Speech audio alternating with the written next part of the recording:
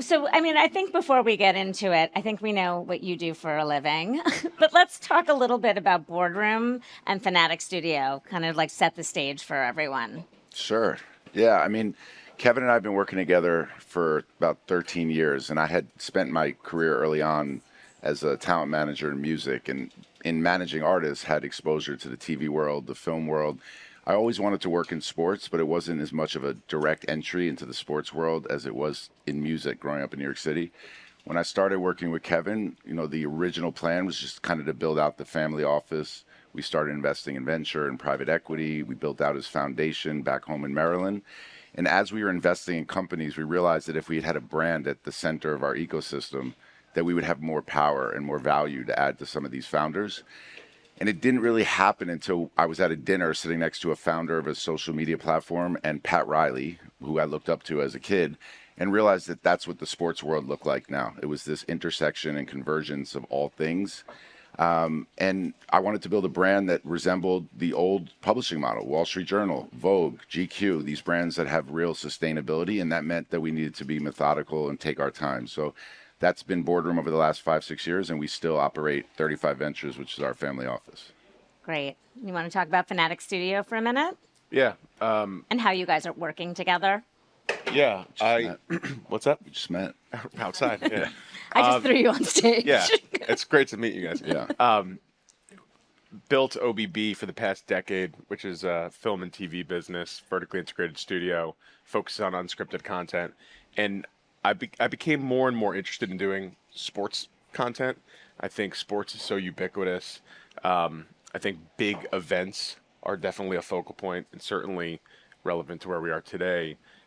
Brands gravitate towards sport, and the barrier to entry to do things in sport at a high level is very high. There's a lot of red tape around it. So Fanatics has built a business to me that is really exciting, multi-sport company, and they didn't actually have a content engine. So it seemed like a natural pairing. But long before that, I just think Kevin is such a special player and such a special individual, and we decided that we were going to pursue a long-term project and do a documentary together about his whole life. So we've been working on that behind the scenes for a few years now. And where are we going to see that? When is that going to come out? Well, we're deciding on when it's going to come out, but it's going to be on Netflix. Great. Yeah. Great. So one thing I wanted to ask, this is a two-time, you've been here twice now. Yeah, We're so twice. lucky. Yeah.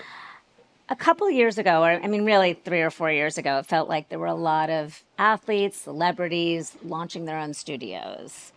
Not that many of them have broken out. And I'm curious why you think that is.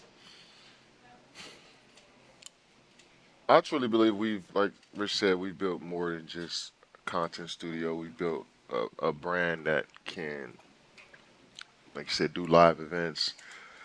Understand to bring the culture of sports and culture in one spot. But I think we encompass a lot of different things. It's not just, putting out content or storytelling. We built a membership club. We're trying to be visible in every big event that we can. So I think we're more than just one thing.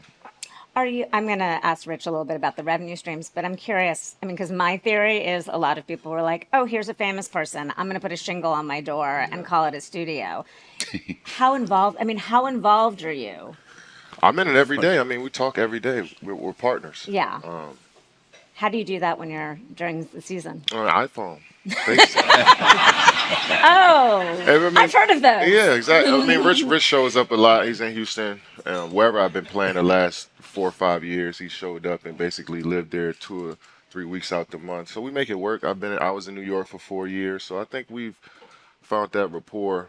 If we're in the same city or if we're not, and it just works. I mean, and we're best friends, so we just naturally talk to each other every day. Yeah, that's great. Rich, what do you think about my shingle on the door theory and Yeah. how you thought about it differently? I liked the analogy, but I think there was this like inflection point in sports, and it happened early in LeBron's career and then quickly after with Kevin, where this model in hip hop that I grew up in, which was really the beginning days of like the creator economy, where you had this star at the center of this entire ecosystem. That's what Jay-Z's entire business portfolio was. And I had such close exposure to that myself, working for him for about a decade. But there was this time where things started to shift, and there was this understanding that the sports world and athletes carried that much influence, if not more, and they also could build these ecosystems with themselves at the center.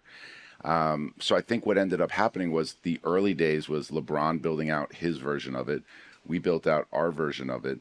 And then the blueprint was laid. So athletes believed that in order to go and achieve this and build something for themselves, that it was check the box on production company or studio. That's not why we got into it. And nothing that we do resembles what LeBron did. They had a vision. Ours completely different. Kevin has a different personality.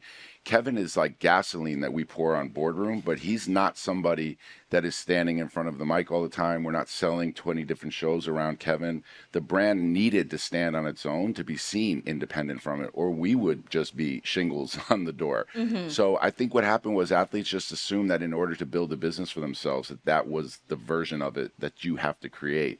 And obviously it's not going to work that way. And you have to have people around you and a team and a vision and understanding and a why, you know, and without a why, none of it's going to work. And I think that a lot of these guys, unfortunately, start things without the why and without a real, like, clear understanding of what it is that they want to do. So can you take a moment and just talk about the different revenue streams that you're focused on? Yeah, like, so it was really important as investors. We invested in Overtime and the seed round, and we were looking at different media deals. And it was almost like, are we really going to walk in a room and try to raise money to build a media business in 2020? Like, this is ridiculous. And I understood that. And I also, as a venture investor, would be confused by founders that would sit with us and say that they're building the next Coca-Cola and that we'd get our money back in 3 years. And it's like Coca-Cola's 100 some odd year company. These businesses that you admire are 50, 75, 100 years old. And for us, we chose to do this. This wasn't to make money in the beginning. It was to build something that was ours, that was meaningful, that could sustain. And again, like I said, I admired the Forbes and the Vogues of the world, because even though those models had changed, those brands were still clearly the strongest brands in media. So we didn't want to be seen as just a digital media business. Clearly you need the storytelling machine. So we built out the vertical of editorial, newsletter, video, social. We then launched our experiential, which could be a live conversation, a dinner series, a conference like we do every year with CNBC, or it could just be a more of a consumer-facing party. And then about a year ago, we launched a membership community where you pay an annual fee. There's 2 tiers. You get monthly programming. You get your own dedicated conference. You get this level of career consultation. So if you want to be in private equity, you may list 3 people you want to speak to. If David Blitzer's one of them, we'll facilitate the call with David Blitzer. And there's this level of community that we've built. It's almost like joining a true like hospitality members club with a lot of like business utility.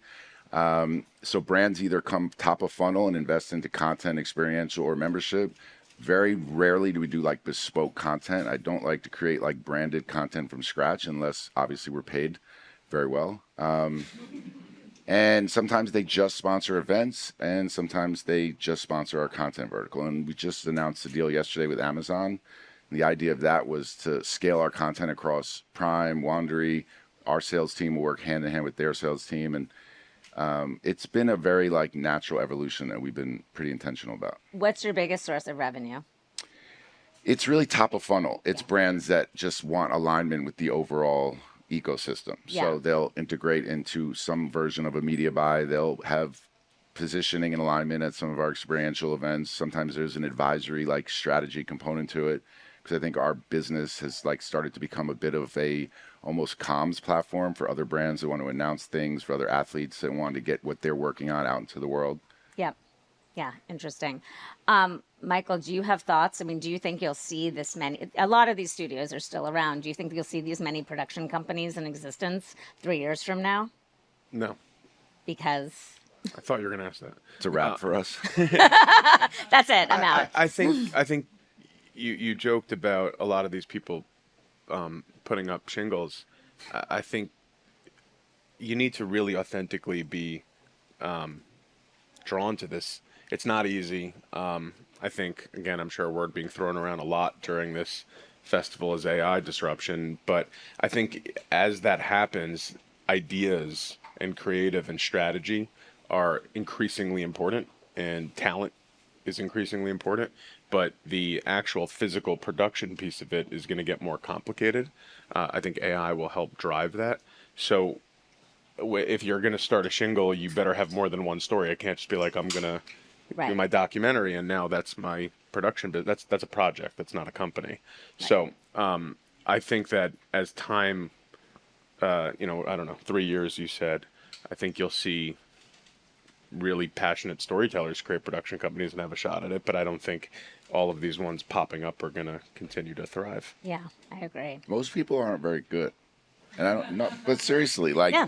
when the barrier for entry, let's say, to create something has become so much easier, and there's so many ways to get it off of the ground, and it's saturated to that degree, you're just clearly not going to have everybody be great at it. And I think, unfortunately, like you can get the exposure for launching something and building something puts this like pressure on a certain athlete to build something out, and they don't have any of the infrastructure in place. Yeah, I think that's right.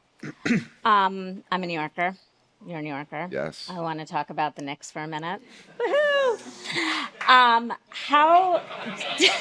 Sorry. So shocked. I mean, what advice? So, Brunson's obviously like the king of New York right now. Everyone is all over him. I'm wondering what advice you would give him as all these new partners and advertisers now are going to be probably pitching him on new ideas and things to do. What would you advise him? I would tell him to strike while the iron's hot. I mean, this is a time that I don't think New Yorkers or the Knicks could, going to get back, So I think you should. Damn. No, it's probably true. It's probably true. I mean, you got to take advantage of this time right now. Yeah. You don't know if this will come around. Yeah. It's been 53 years, so I mean, it could be a 50. it could be another 53-year wait. So I would say I would say take on all opportunities and listen to them and see which ones you love. I think Jalen has done such a great job of being him every single day and stepping up and his identity is just about grinding from the bottom and like you said, being somebody in New York City who was made history in New York City. I mean, right now it's an important time for him in the Knicks, and I feel like he's going to take full advantage of it. Does the fact that it was a New York win, do you feel the Madison Avenue of it all? Like, are advertisers all of a sudden being like, hey, maybe we should do something with basketball? Well, this is to his point, a once in a lifetime moment in general for the Knicks, the brand, the Knicks, each individual player. I've never seen anything like this. I'm born and raised in New York. 100%, I believe every single one of them to some degree are benefiting monetarily. But I will tell you, as it relates to Jalen Brunson, when he won his first championship in the Bay and we had started to build a nice network for ourselves in Silicon Valley, we were really hyped, and we were all in the locker room, and he slapped the daylights out of my hand and said, now you got to step up. And in reality, Jalen Brunson did his job. Like, he did his job. And he should have a point of view on what he wants. But that's the time for his team around him to level up as well. Because Jalen Brunson should be a billionaire now, honestly. Jalen Brunson has every opportunity in the world to build whatever it is that he wants for himself. He is a king right now in New York City. So when you see the person that you work for, that you work with, elevate themselves, everyone around them has to elevate themselves. Yeah, that's a great point. Thank you. Let's talk about live sports. It's still, this unicorn. Everyone comes to watch live sports where TV viewing in general has declined. Michael, how do you reap the rewards from that? How does that advantage you in terms of creating programming around it? How are you thinking about it? I think having multi-touch points on these projects is really important. We talked a little bit about accessibility and how democratized content creation has become. I think that creates clutter in a way to create a moment, to have a tentpole event, to have something that could be an annuity. Events are a community experience, and I certainly don't think are going anywhere. There's nothing better than sports. It brings people together. So specifically with Fanatic Studios, we're building out events like we did the Fanatics Flag Football Classic last year. And I think something like this excitement back there. Yeah. I think that an event like that, you have huge social interest. You've got obviously people going to the stadium. You've got broadcast on Fox. So you have all these different touch points. We're not really picking, we're doing it all. I think creating that surround sound is exciting. So I love the idea of making net new sporting events. And I think obviously there's tons of things that exist, all the leagues and whatnot, but there's a lot of opportunity to create some new exciting IP around it as well. Yeah. The other side of that, there's been a lot of discussion around the fragmentation of sports, how hard it is to watch the game you want to watch. DC is looking at it. There might be regulation. DOJ has been looking at the NFL. Kevin, what are your thoughts about that? Do you think it needs to be easier? It could definitely be easier. I mean, I've heard a lot of complaints from fans this year that they have to go from different apps to watch games. They don't know which app the game's on that night. But yeah, it could be easier. But we still had high viewership in the playoffs. You know, All-Star Game was the most watched All-Star Game in a while. So the fans are going to find a product. But it definitely can be streamlined a little bit easier.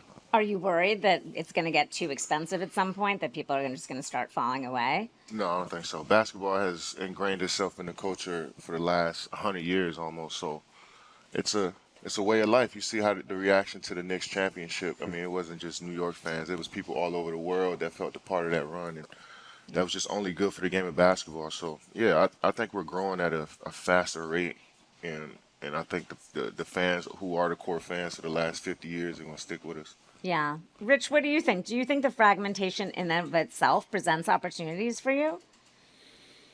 Opportunities? I mean, well, I think you have three like substantial platforms that need to build out, more shoulder programming and complementary programming to their coverage, which is an opportunity. But, there's been two platforms for the last few decades, and now there's three. It's not that it's expensive for sure. Sadly, that's more a reflection of just all of our consumption of content on streaming services. But I do think that the information and the education around where these games are is a very clear fix and an obvious like disconnect for the consumer. Even me as somebody that's like really in it and paying attention on a nightly basis, I'm like, is his game on Amazon, is it NBC, ESPN? I don't think there's like a very easy way to get that.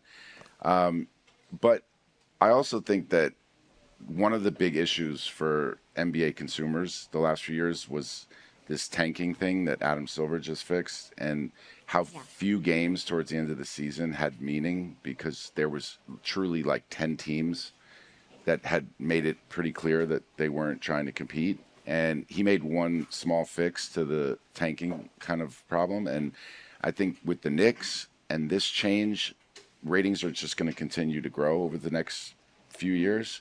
I just think the NBA has to figure out through their app how to do a better job of like distributing you to what platform is showing which game. And that's, to me, an easy like opportunity.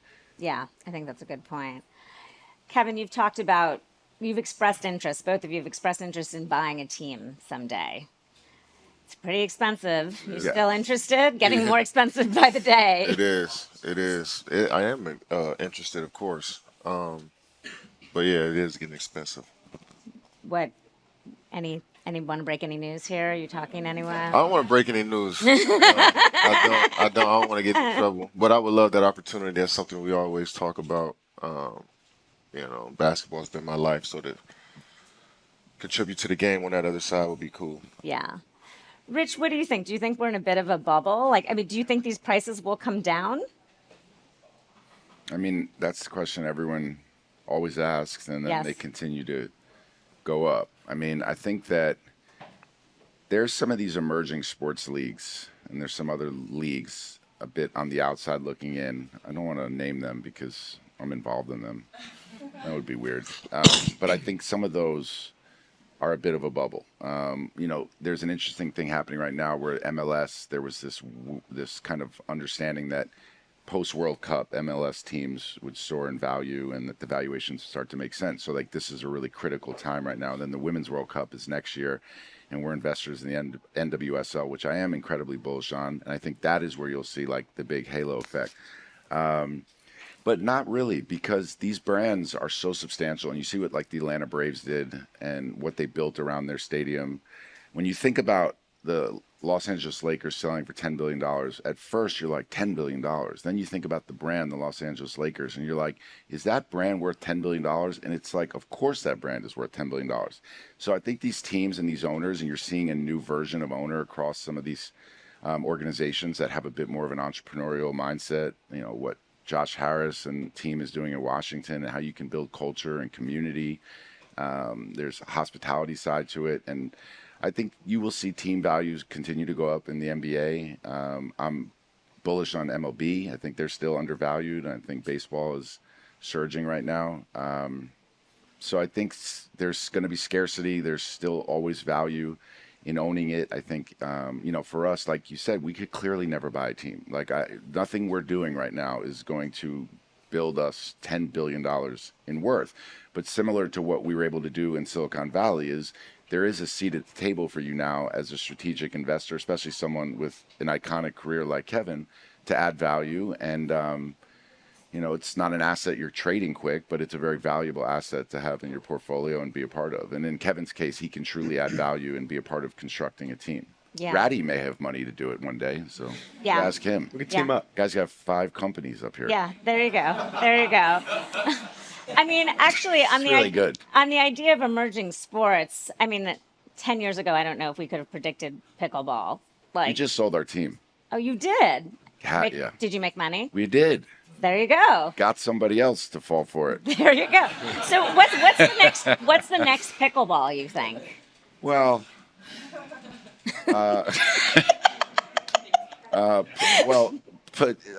You got this. Come on. it's a tough one because I'm a big fan of Love Volleyball. I think they have a really interesting model. They first rolled up all the volleyball clubs, built this massive community, and then launched the league. They have a great brand. They did a deal with Skims. I think it's great. Sail GP is a really interesting one. F1 model. It's all luxury. They have luxury sponsors, Rolex, Mercedes, etc. That's a bit different. Padel is booming as a sport. I don't know how it builds a league in the U.S., so to speak. But there's a sport for everything right now, literally everything. And I think that if these businesses don't try to mimic the model of NFL and NBA, they have an opportunity to build a business. But a lot of them try to just do check, media deal. We got to go get our media deal. We'll sell teams, and you own the team. And you're like, what am I doing with this team? Yeah. And that's what happened to us. Yeah. There was no way to make money I think that's until right. we sold it. Good for you. Good for you. Michael, you're partnering with the Olympic Committee.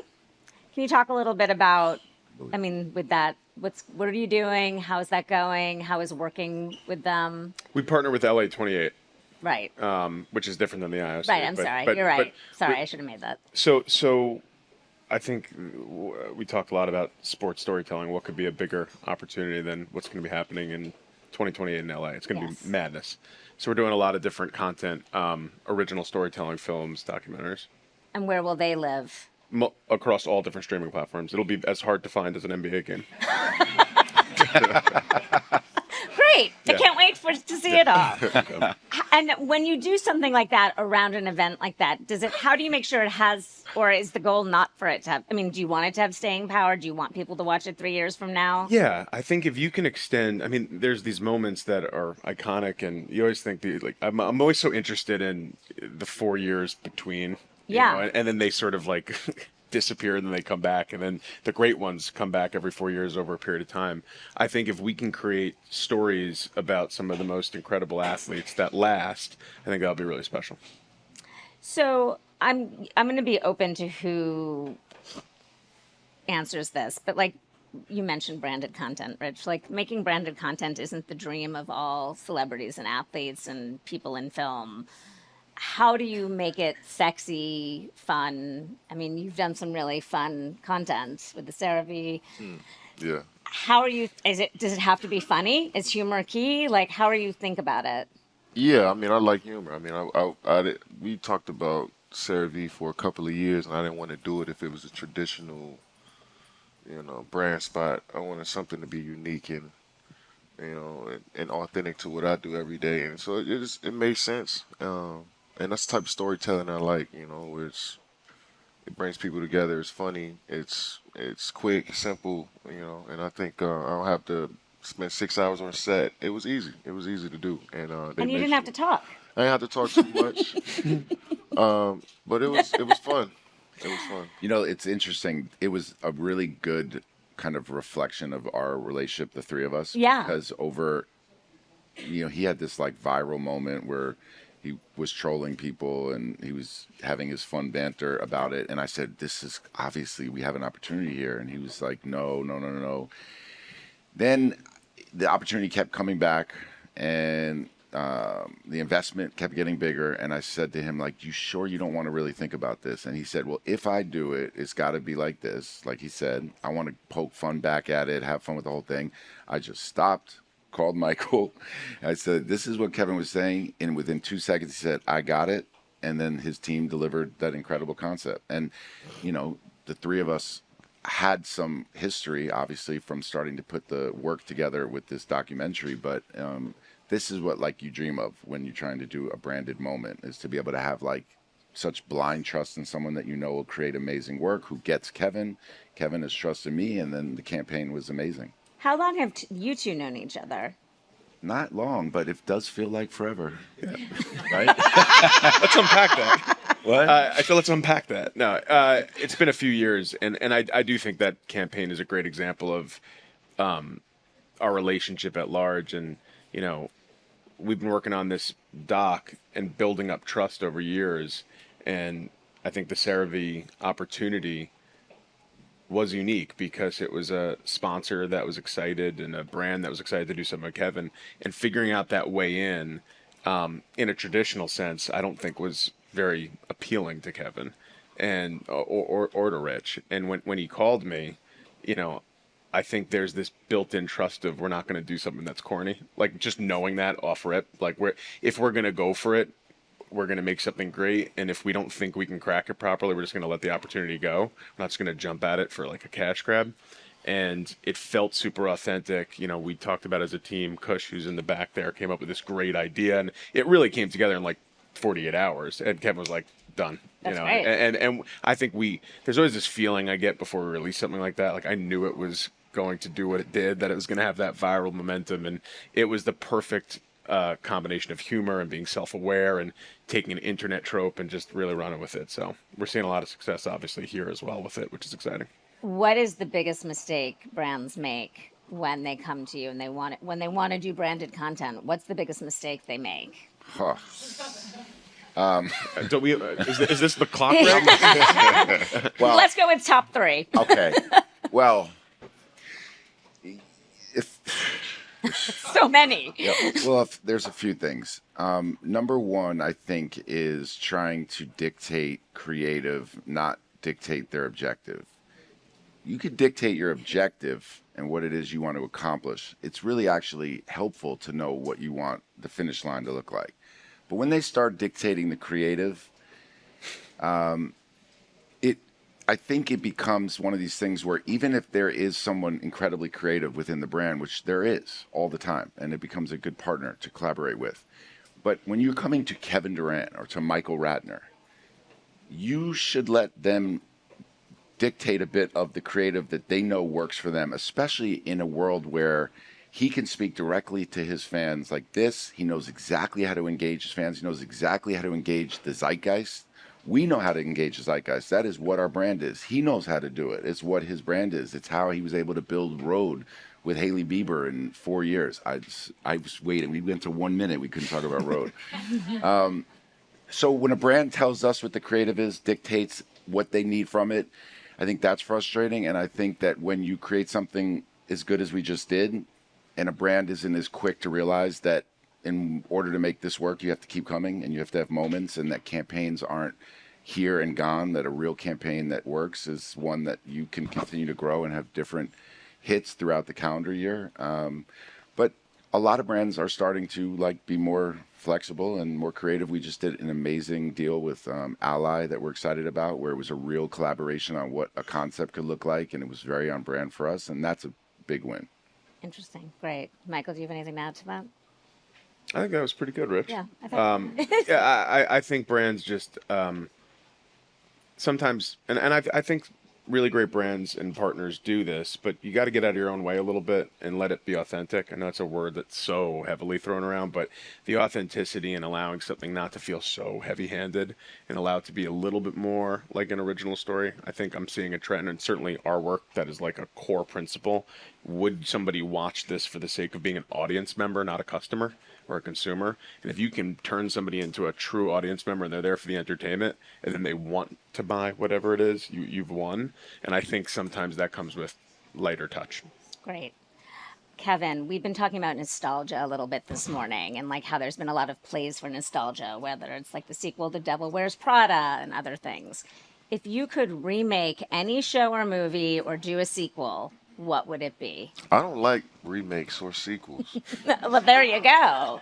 Nothing you'd want to bring back that you Nothing. think you would be the best person to play that role? Nothing. I want to see new ideas be fleshed out. And Do you think it's stories. harder to get new ideas out there, though? Most definitely. I mean, we're always inspired by the past, and we always use a little bit of that and influence and use that in our work. But I think the best ideas are original ideas, and a lot of times, a lot of those things were good in the moment. And I like for it to stay in that moment. You know what I mean? So that's what, for me, that's what nostalgia is about. So trying to recreate something, I like originality. Is there a certain type of show or movie you would like to do next?